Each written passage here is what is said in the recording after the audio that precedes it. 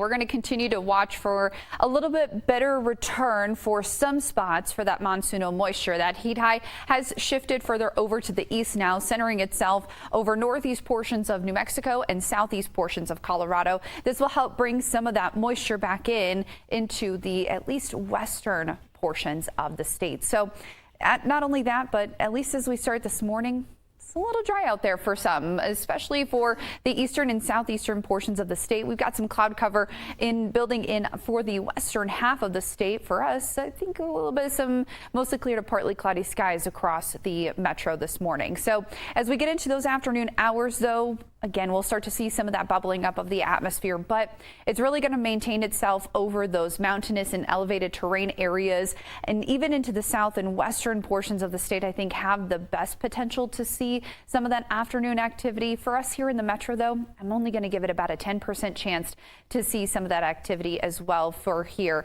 But notice, though, that flash flood threat really does match that area where we saw most of that moisture. So a 1 out of 4 flash flood risk is in effect for the southwestern portions of the state, really the extreme southwestern portions of the state, where we could see that localized flooding possible in some spots. But for those of us that miss out on the cloud cover and even on that rain, it's going to be about the heat once again today. 97 degrees for our high here in the metro. And notice that really does match some of the spots here across the eastern and southeastern portions of the state, where triple digits once again come back into the forecast for Roswell and even for Carlsbad today. So be on that heat safety awareness side for those areas as well. But not only that, once we get into the day tomorrow, we'll start to get a little bit better of return from not only from the Gulf, but even from the Pacific as well, as a low pressure system off the Pacific Northwest will bring in some more of that moisture, increasing that flash flood threat across the western portions and even central portions of the state tomorrow. So for the day today, though, the southeastern portions of the state, again, are going to be more on that dry side. Ruidoso does have a chance of seeing some of that afternoon activity as well, but I think the best chance to see rain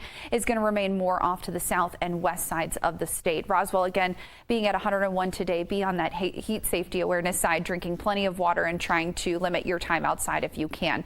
The northern side of the state, I think some spots may get to see some of the thunderstorms this afternoon, but it's going to remain more on that elevated terrain like the Sangre de Cristo Mountains and even across the south central mountains as well. For the northern mountains, though, I think some spots will have better chances than others to see some of that activity.